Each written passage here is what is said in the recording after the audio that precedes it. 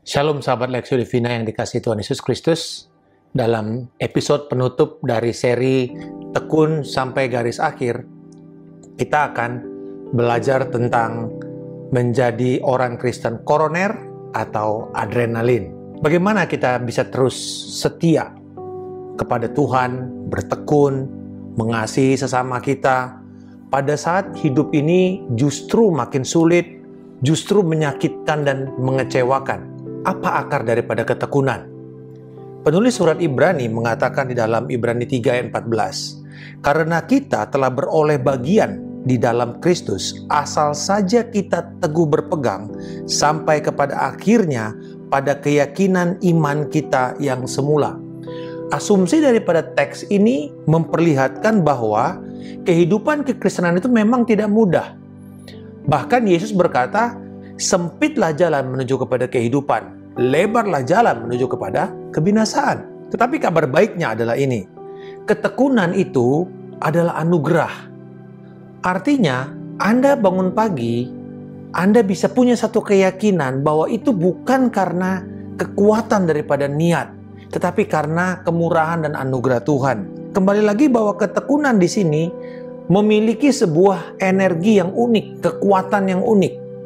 Kita memang menaruh segala usaha kita all out 1000% untuk kita bisa bertahan sampai pada akhirnya. Tetapi sekali lagi, yang melakukan itu bukan kita, tetapi kekuatan yang bersumber dari Tuhan.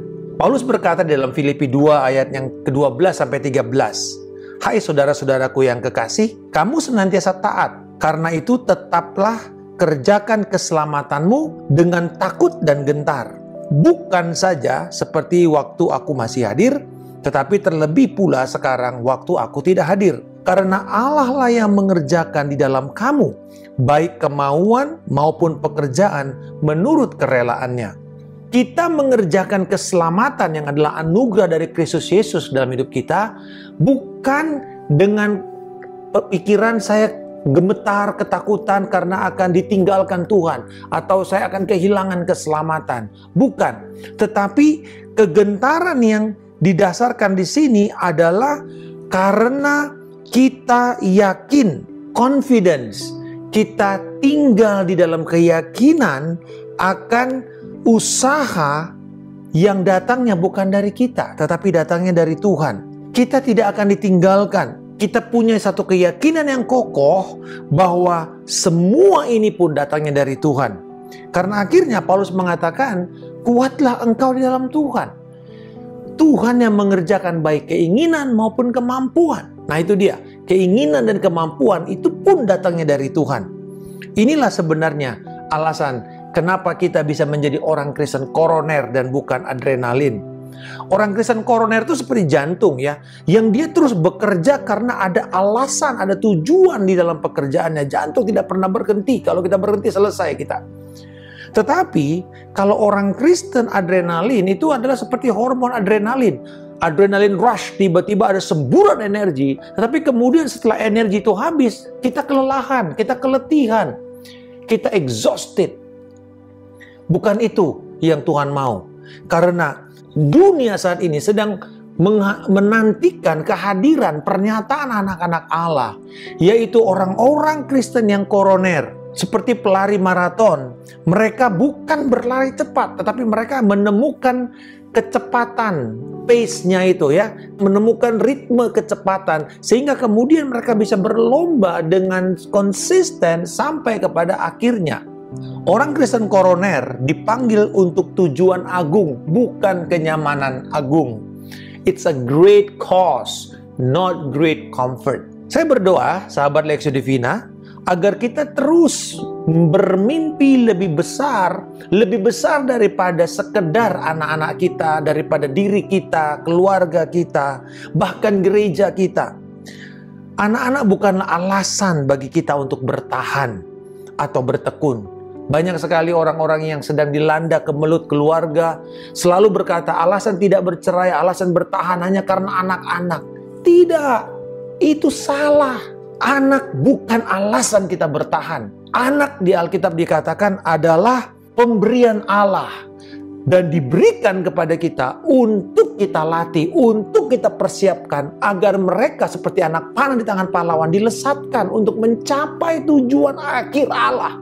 Tujuan yang besar, yaitu apa? Menjadi alat bagi Tuhan untuk menyatakan kemurahannya, keadilannya, kebenarannya kepada dunia yang sedang menderita ini, yang penuh dengan prejudis, penuh dengan prasangka rasial. Dan salah seorang yang memberikan contoh ketekunan sampai pada akhir hidupnya dan mengubah sejarah perjalanan manusia adalah William Wilberforce. Orang ini menjadi salah satu panutan pahlawan iman di zaman modern yang saya bisa buktikan kepada kita semua bagaimana pentingnya seseorang memiliki tujuan lebih besar daripada dirinya sendiri, bahkan lebih besar daripada waktu hidupnya.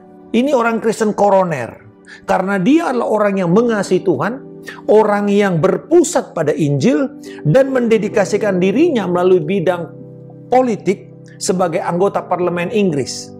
Dengan penuh semangat dan kegigihan, dia memperjuangkan rancangan undang-undang anti perdagangan budak dari benua Afrika. Tetapi kemudian ujungnya adalah anti perdagangan budak dan anti perbudakan. Seorang yang dulunya seorang anak flamboyan, hidupnya hedon, berfoya-foya, sampai akhirnya dia sadar dan kemudian dia melayani Tuhan Yesus Kristus. Dia mulai mendedikasikan dirinya kepada Tuhan Yesus. Dia nggak sekolah Alkitab secara reguler, tetapi dia mulai dipengaruhi oleh firman Allah. Sampai akhirnya dia memutuskan untuk terjun ke dunia politik, untuk melayani Kristus, melayani bangsanya, dan melayani umat manusia.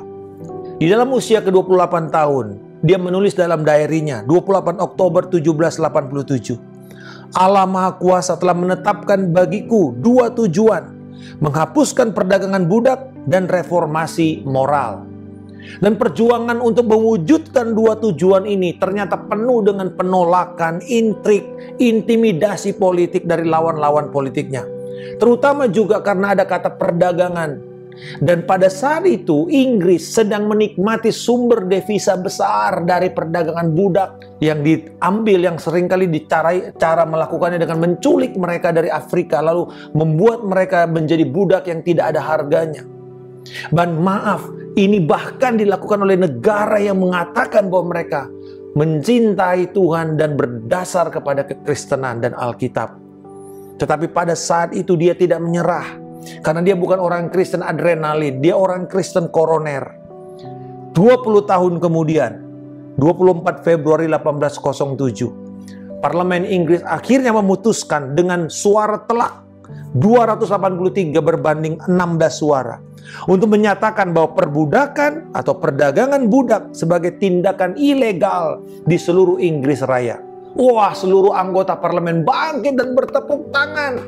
Wah, memberikan satu penghormatan besar kepada satu orang yang pada saat itu sudah bongkok. Dia sudah tidak bisa lagi duduk dia sudah tidak bisa berdiri. Dia bongkok. Dan itu adalah William Wilberforce. Dan dengan tetesan air mata, dia mendapatkan standing ovation atas perjuangannya selama seumur hidupnya. Karena tidak berapa lama kemudian dia meninggal. Kristen koroner tidak pernah menyerah sampai pada garis akhir perjuangannya. Apa yang menjadi kunci perjuangan dan ketekunan dari William Wilberforce? Dia katakan, keagungan dan kepastian akan kebenaran firman, itulah yang menjadi dasar perjuangannya. Dia menyadari bahwa perjuangan ini di mata Allah, jika berkenan, dia tidak akan pernah mundur. Karena dia melihat ini sebagai sebuah upaya melenyapkan kefasikan yang mempermalukan negaranya, yang mengakui negaranya sebagai dasar kekristenan. Dia sadar bahwa semangat adrenalin tidak cukup, tidak akan pernah berhasil. Lawan politiknya melihat rahasia daripada semangat yang tidak pernah pudar dalam hidup Wilber adalah antusiasmenya. Tetapi sebenarnya tidak.